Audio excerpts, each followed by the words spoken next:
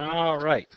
So today we're going to get into box and whiskers as we start this next video. So it's strictly called box plots, but it used to be called box and whisker. So why we changed it, I have no idea. So it says consider the following test scores and the box plot, which summarizes the data shown below. Written this way, we cannot see a relationship between the data set and the box plot. By the end of this exploration, you will understand the connection between the data set and the box plot. So we're going to kind of jump around here as we kind of fill in the box plot. Okay. So number 2 says arrange the data chips in order from least to greatest. And this word should say least, not lest. And then make a dot plot of the data. Well, so if we go ahead and number this data set right here in order, it would be, I'll try to write this as small as I can. I did this on a separate sheet of paper, by the way.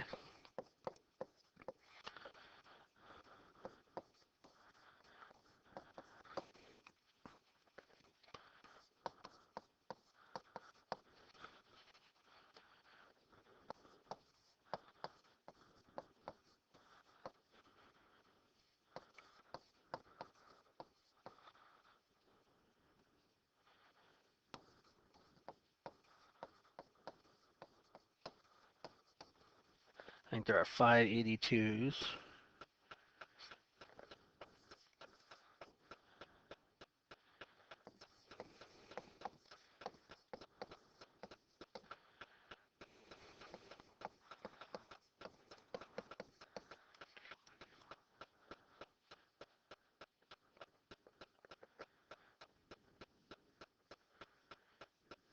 Oops. I think I got a number on there too many times. Yes, I do. There's an extra 89. So we're going to get that out because I should have 24 numbers. And now I do. Okay, so there it is in order. So now what we're going to do is down here below, we're going to arrange the chips. So we're going to make a dot plot. So what I'm going to do is, I got one at 44. So at 44 here, I'm going to make a dot. And then 66, I'm going to make a dot. 68, I'm going to make a dot.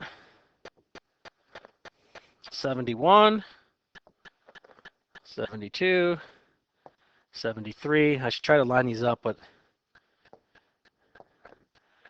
75, there are 3 of them. 78, there is 1. 79, there is 2. 80, there is 1. And then 82, there is 5.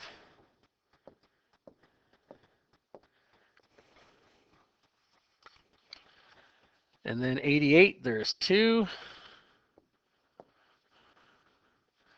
89, there's 1.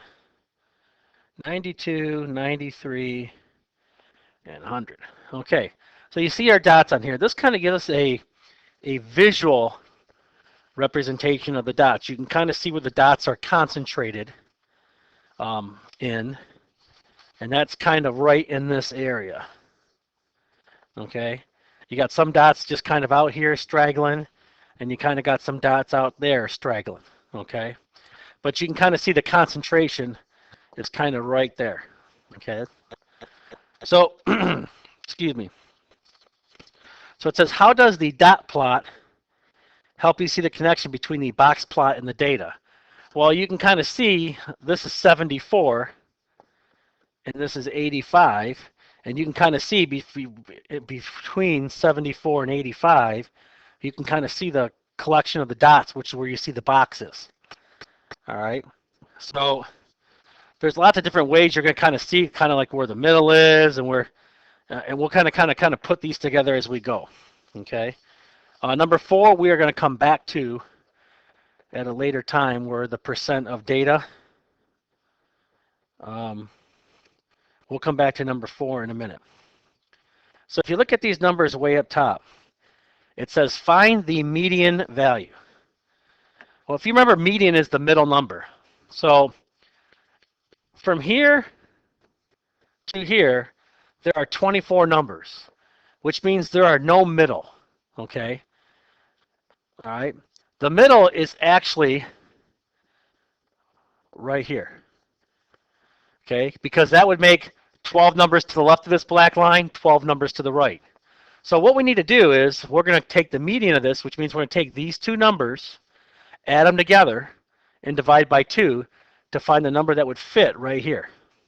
Because if you look, I got 1, 2, 3, 4, 5, 6, 7, 8, 9, 10, 11 on this side, and 1, 2, 3, 4, 5, 6, 7, 8, 9, 10, 11 on that side. So I'm going to find my true middle, okay? Because once I put a number between 79 and 80, I'll have 12 numbers to the right of my median and 12 numbers to the left of my median. So if I go down here, okay, I take 80 plus 79, and we're going to divide it by 2. That's how we find the middle. Sometimes if there's an odd set, it's that number right in the middle, which divides it into 2 even sides, which you wouldn't even have to figure this out. But when there's an even set of numbers, this is what we have to do. So you would get 159 divided by 2, and that would make it 79.5. That's the median, okay? Now, up here in the box plot, this little line that's here in the middle, that's the median line, 79.5. And you can kind of see it's almost down there in the middle. Kind of draw that little line down there, but so that's the 79.5. That's our median line. Okay. Now it says find the value halfway between the minimum value and the median. Well, if this is our median now, 79.5, I got 12 numbers now to the left. So halfway is right here in between these two numbers. Because I got 5 numbers now to the left of this, and I got 5 numbers now to the right, including the other 79. So to find the lower half, this would be number 6. I'm going to take 75 plus 73 and divide that by 2. And when I do that, I'm going to get 74. So if I look now, that 74 happens to be right here, which is the end, which is the left side of the box, the end of the box. Okay. So 74 is our median of the other half. Okay. Now, number 7 says we're going to find the halfway point between the median and the maximum.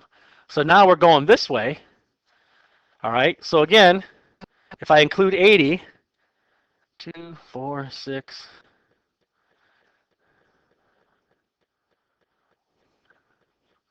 that's going to include these two numbers right here. And that number will be in between. Okay? So, to go down here, 88 plus 82 divided by 2, that gives me 170. And 170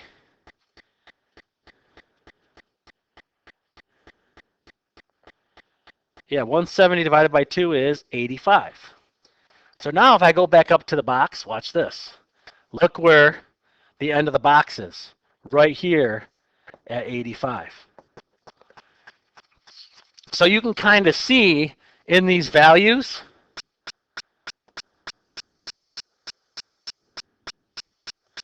where the box is on the box and whisk, the box plot.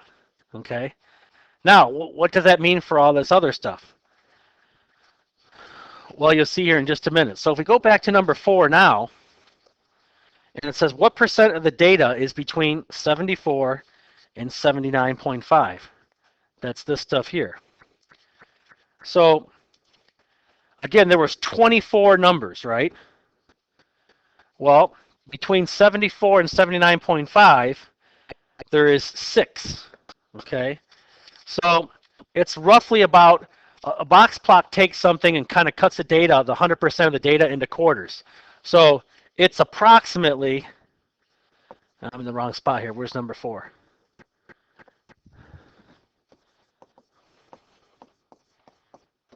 It's approximately 25% of the data, okay, between all these intervals, okay, even the maximum too, because it's kind of cut into, like this is about 25%, that's about 25%, that's about 25%, and that's about 25%. Okay, so that kind of chunks it to there. So this is what we call, this is what we call a box plot.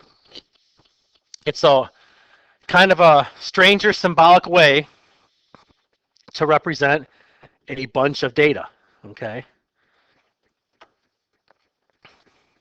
so the line here that cuts the box in half is your median. Okay, and we'll kind of start to get to you some of the other vocabulary words in a minute. Now, if you look down here, the end of the what we call a whisker, this is 44. That's the number that's way out here all by itself. Okay, and over here you can see the 100, which is kind of over there all by itself. Okay, those are kind of the endpoints of the data.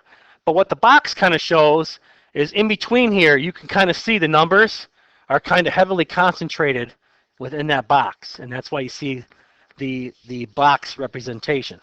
And that's what we call a box plot. Okay, so let's flip it over to the other page for number 8. So it says here the box plot shown below is labeled with certain symbols. Okay, so we're going to tell you what these symbols mean. So the minimum is the smallest value in the data.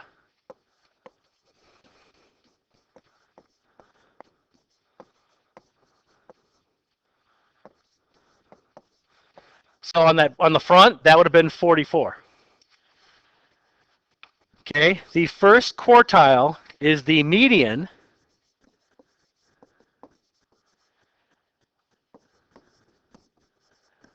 of the lower half of the data. So remember we had those 24 numbers on the front? Okay, and here was the middle. So these 12, and then we found the median. That's the lower half of the data. Okay, that's what we're talking about. So that would be the first quartile right here. Okay, the median, or we call the second quartile, that is the middle value of data.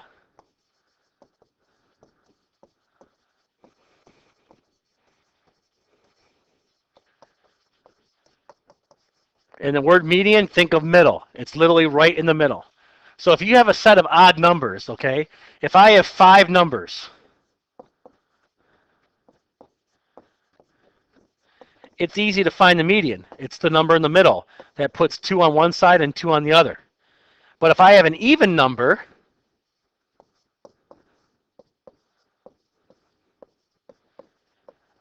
okay, there is no middle here. That's why we had to add the 2 and add and divide by 2.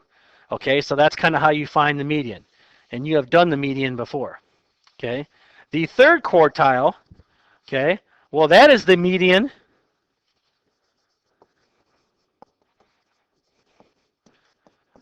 of the upper half of data. Okay, the maximum is the largest value of data,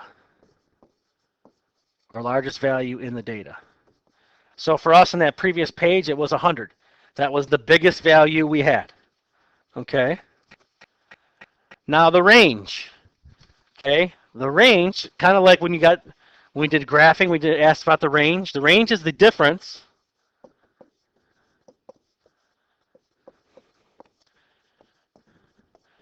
from the largest value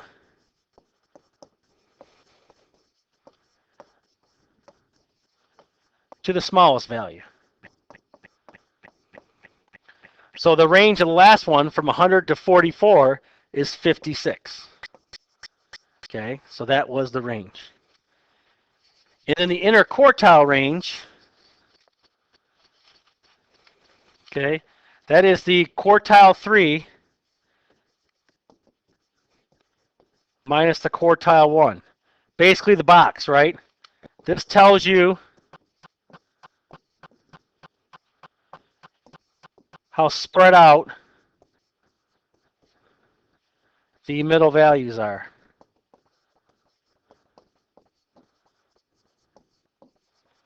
So we went from 74 to 85 and so on. Now, something a little important here.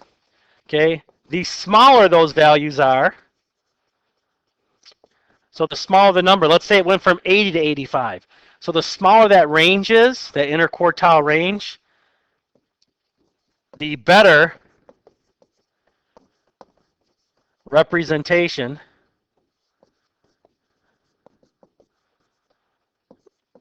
of the data it is. Okay, so if I go back here, so you see right now this is pretty spread out from here to here.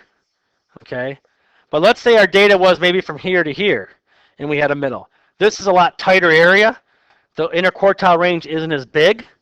Okay, our interquartile range here was 11.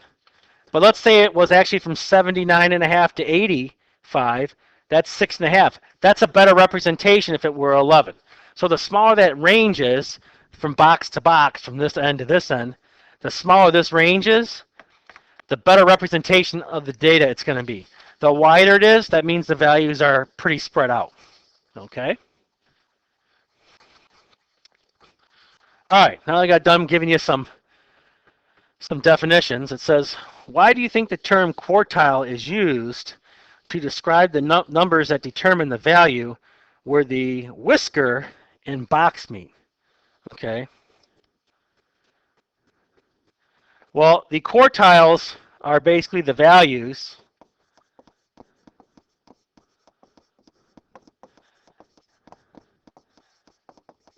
that divide a set of data into quarters.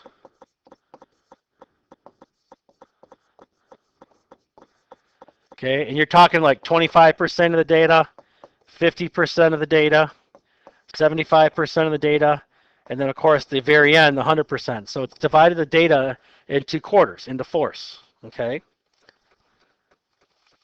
So it says what percent of the scores are greater than the upper quartile, less than the lower quartile? Well, again, the lowest set of scores, there was 6 of them out of 24. So there's your 25%, and that's your lower quartile. Okay, and then same thing with the bigger one. There was 6 out of 24. So each time we kind of got going with those areas, okay, they kind of took those numbers into sets of 6. And if you kind of look back, you can kind of start to see it, right? Here was the first set of 6. There was the next set of 6. Next set of 6. Last set of 6. Okay? And again, quarters.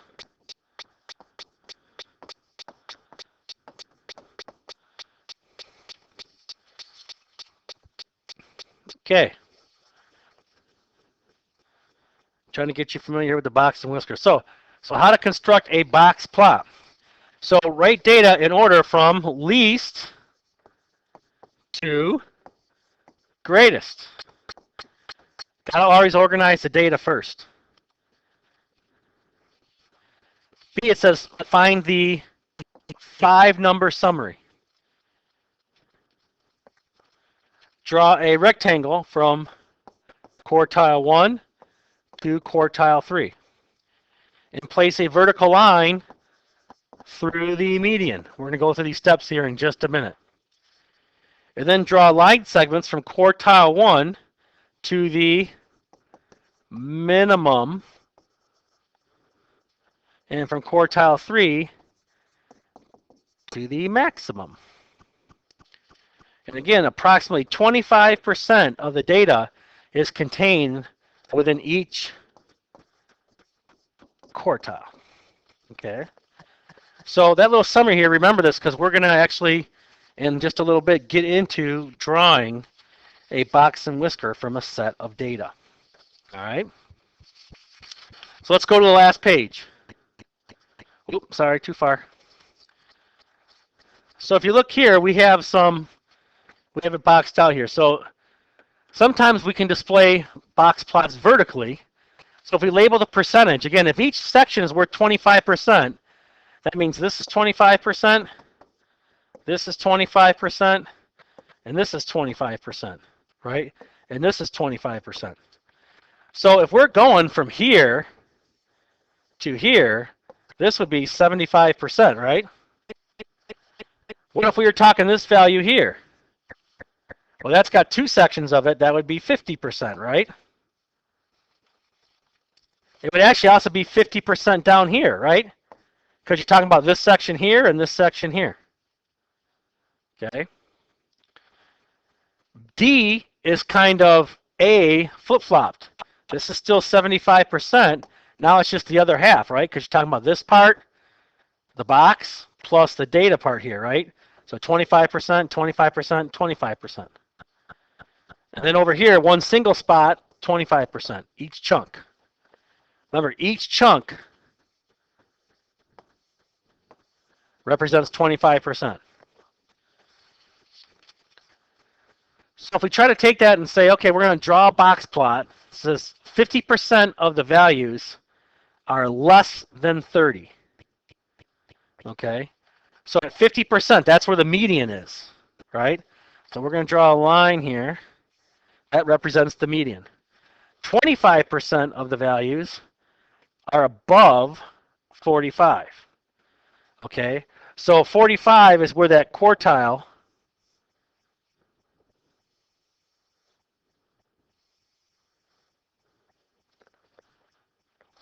okay? That's that second section, right?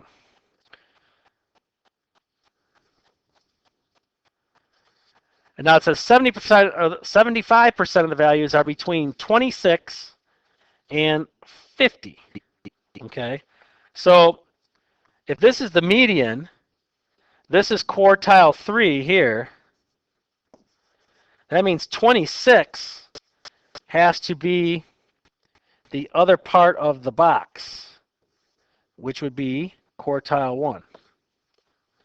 So again, 25%, 25%, which means at 50, that other 25%, there's your whisker, right? Which is going to go there. Now, what that leaves for us is the minimum value, which they said is 24, which is right here. And I'll make our other whisker. And there is a box and whisker, box plot. I keep saying whisker because when I did math, we called it box and whisker plot. So what is the inner quartile range for this set of data? Well, 45 was at quartile 3, and 26 was at quartile 1. So the inner quartile range is 19. And again, the bigger that number, the more they're spread out. It's not as an accurate representation of the data. The smaller that number is, the better it is. All right. So did the box plot tell you how many values are in the set? Nope. Does the box plot tell you the mean of the data set? Nope. We were kind of given some generalizations here. We were able to kind of figure out how to draw it. We have no idea the numbers because we weren't given a set of data. All right. Now, what happens when you're given a set of data? Well, that's a good question. I'm glad you asked. So it says the following data tells the wait times in seconds for customers in a checkout line at a grocery store. A box plot is of the data. They want us to make a box plot of the data and answer these questions below. There's two of them there. So if you got the data here, now again, this is not in order. So let's write this in order. So we got 0, 0. Looks like 10 is next. And then 12, 15. And then the next lowest number is 40. And then 44. And then how about 53 and 54 and then 60, 64, 68, 70, 75, 82, 95, 103, 110, 120, and 124. So we got 1, 2, 3, 4, 5, 6, 7, 8, 10. There's 20 numbers here, right? So it's an even set of numbers. So if we were to find the median, we got to find 10 to each side, right? So 2, 4, 6, 8, 10. So our median is going to be right here, right? That would separate the numbers, right? 10 to the right, 10 to the left. So to figure out the median, we got to take these two numbers, add them together, and divide by 2, right? So 60 plus 64 is 124. Divided by 2 is 62. So, geez, these are going by, this is a weird set of numbers here.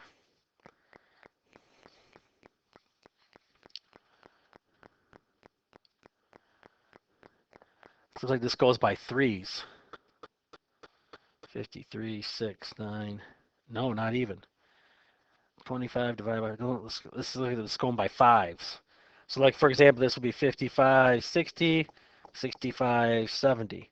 So at 62, I don't know, it's going to be about right here. So if I draw my median line, roughly about right here, it's just short of a half because 62 and a half would be the middle, right? There's my median line.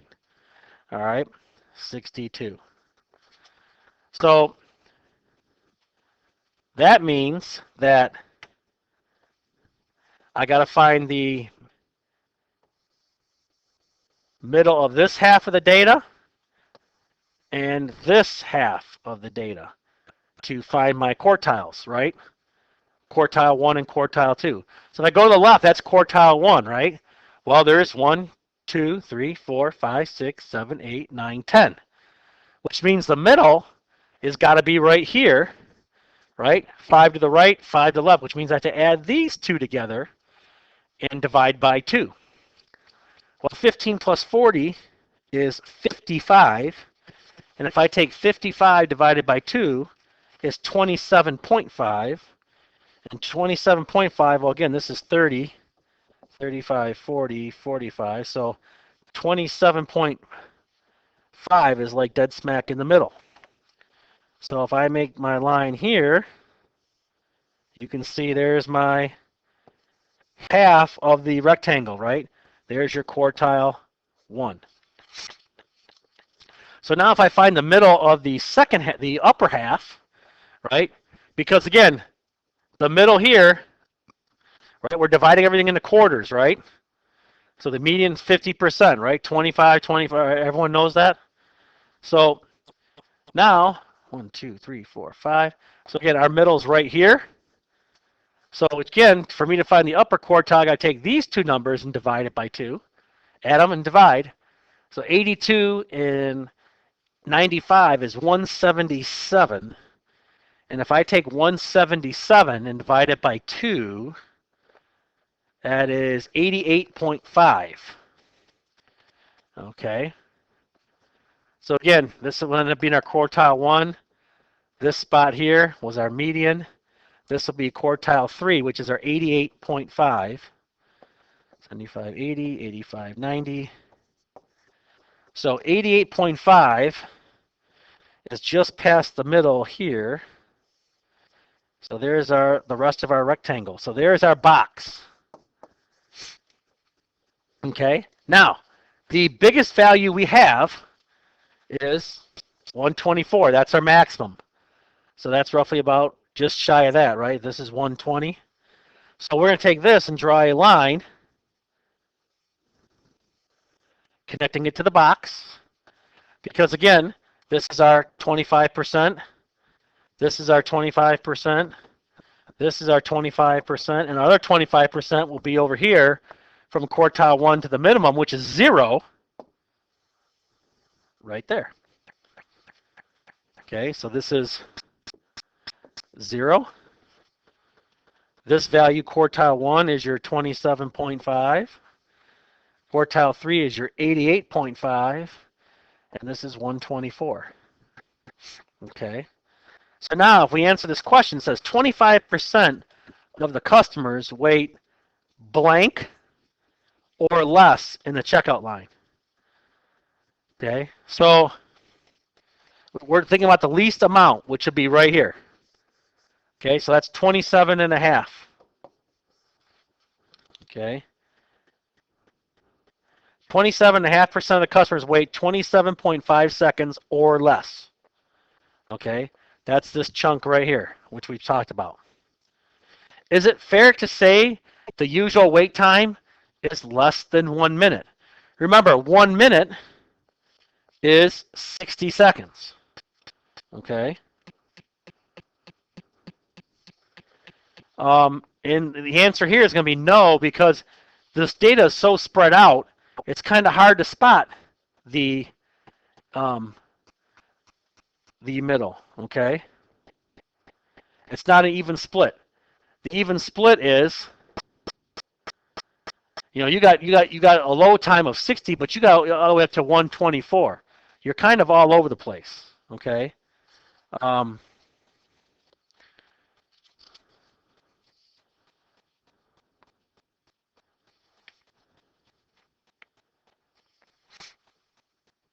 If you look at your minimum here of 27.5, look at your quartile range. Your quartile range is from 88.5 to 27.5. That's a difference of 61.5 right there, seconds. So just in your quartile range right there is a difference of over a minute. Okay? So it's really not fair to say that because, again, this range here is so spread out. Okay? It's not all condensed. It's not. Now, granted, if you just look at the data and say, okay, well, look at from here to here, that's 60 seconds or less. That's half the data. But it's not that way, because the way the box and whisker plot is stated, you can see how far the data is spread out. There are people who wait way over a minute. There are people who wait well over 2 minutes. Okay, so again, to make a blanket statement like that is not correct. All right, so that's the box and whisker plot. Remembering the 5 major things to identify: minimum, quartile 1, median, quartile 3, maximum. Okay, those are kind of the 5 biggies that make up the box plot. All right, all right.